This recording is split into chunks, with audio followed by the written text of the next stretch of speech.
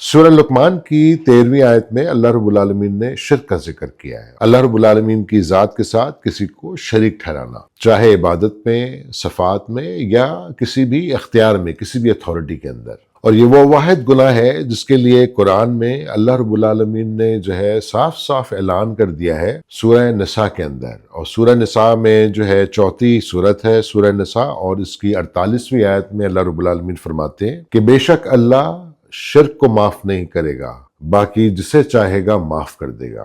ابلیس جو تھا وہ اللہ رب العالمین کو مانتا تھا، اس نے جنت بھی دیکھی تھی اور وہ فرشتوں میں بھی شامل تھا، لیکن پھر بھی وہ مشرک بن گیا۔ تو سورہ لقمان کی جو 13ویں آیت ہے، اس 13ویں آیت کے اندر اللہ رب العالمین نے ذکر کیا ہے شرک کا۔ اور سورہ لقمان وہ 31ویں سورت ہے اور یہ 13ویں آیت ہے۔ لقمان علیہ السلام اپنے بیٹے کو نصیحت کر رہے ہوتے ہیں شرک کے اوپر، یا بنیا لا تشرک باللہ، اور اس میں اللہ رب العالمین نے یا کا لفظ استعمال کیا ہے۔ اور یا کا جو لفظ ہے وہ استعمال ہوتا ہے جب ہم اللہ رب العالمین کو پکارتے ہیں، جب ہم کہتے ہیں یا اللہ۔ تو ایک باپ اپنے بیٹے سے پکار رہا ہے کہ اللہ رب العالمین کی ذات کے ساتھ شرک نہیں کرنا۔ O my son, do not associate anyone with Allah. اور شرک کا مطلب ہے کہ اللہ رب العالمین کی ذات کے ساتھ کسی اور کو شریک ٹھہرانا، اللہ رب العالمین کی ذات کے ساتھ کسی اور کو ایکول ٹھہرانا، نعوذ باللہ۔ تو یہ وہ واحد گناہ ہے جس کے لیے اللہ رب العالمین نے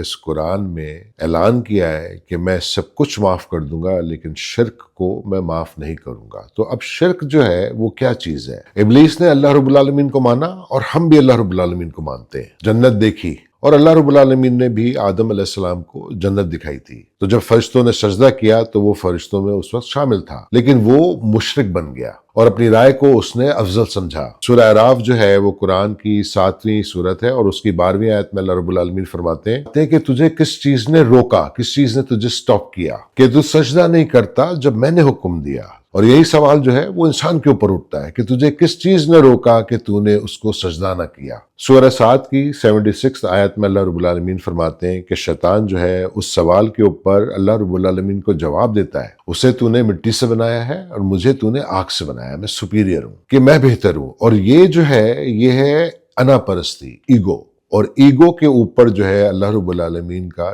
شرک شروع ہو جاتا ہے۔ اور ابلیس نے بھی یہی کیا کہ اس نے اللہ رب العالمین کے علم کو، اللہ رب العالمین کے حکم کو اور اللہ رب العالمین کی حکمت کو اس نے چیلنج کیا اپنی رائے کے اوپر، کیونکہ وہ یہ سمجھتا تھا کہ وہ مٹی سے بہتر ہے۔ اور سورہ حجر کی جو کہ قرآن کی 15ویں سورت ہے اور اس کی جو 39 آیت ہے، اس کے اندر اللہ رب العالمین فرماتے ہیں، اور اسے کہا کہ جیسے تو نے مجھے گمراہ کیا تو میں زمین پہ انہیں فریب دوں گا اور سب کو بہکا دوں گا۔ اور یہاں پہ وہ شرک کے دائرے کے اندر داخل ہو گیا۔ اور اللہ رب العالمین قرآن میں یہ کہتے ہیں کہ اس کل کائنات کے اندر جو کچھ بھی ہے، ہر چیز اللہ رب العالمین کی عبادت کرتی ہے۔ تو یہ کتاب یہ کتاب بھی اللہ رب العالمین کی عبادت کرتی ہے۔ کہ سورہ لقمان کے اندر اللہ رب العالمین نے ایک عام انسان کے منہ سے اپنے بیٹے کو وہ بات کہلوائی اور اس کو آگاہ کیا کہ اللہ رب العالمین کے ساتھ شرک وہ الاؤڈ نہیں ہے۔ اب اس شرک کو فردن بریک ڈاؤن کرتے ہیں تو ایک شرک ہوتا ہے جو کہ ربوبیت کا شرک ہوتا ہے، کسی اور کو خالق،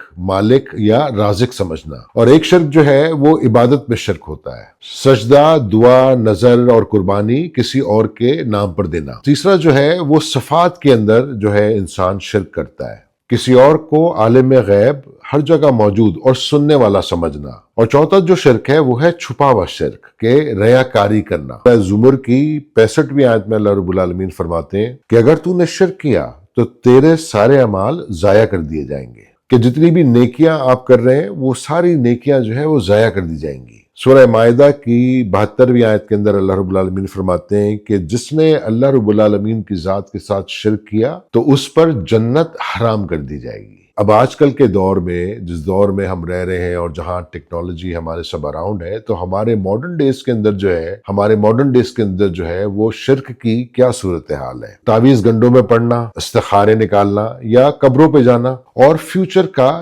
اس کا علم حاصل کرنے کی کوشش کرنا کسی بھی چینل کے تھرو، یہ سب چیزیں انسان کو شرک کے دائرے کے اندر ڈال دیتی ہیں۔ اور شرک کا علاج وہ اللہ رب العالمین نے اپنے 4 کلوں میں سے ایک کل میں ڈال دیا ہے، کل اللہ احد۔ اور اللہ سمد کہ اللہ رب العالمین جو ہے وہ بے نیاز ہے۔ اور شرک سے بچنے کے لیے رسول اللہ نے ہمیں جو دعا بتائی ہے کہ یا اللہ میں تیرے ساتھ کسی کو شریک کرنے کی پناہ مانگتا ہوں، کہ جسے میں جانتا ہوں اس کے لیے بھی میں معافی مانگتا ہوں، اور جو میں نہ جان سکوں اس کے لیے بھی میں معافی مانگتا ہوں۔ تو سورہ لقمان جو ہے قرآن کی ایک بہت امپورٹنٹ سورت ہے، اور اس سورت کے اندر اللہ رب العالمین نے ذکر کیا ایک عام انسان کا جو اپنی اولاد کو اپنی زندگی کے اندر جو ہے یا بنیا کہہ کر کے اس کو بتا رہا ہے کہ اللہ رب العالمین کی ذات کے ساتھ جو ہے شرک مت کرنا۔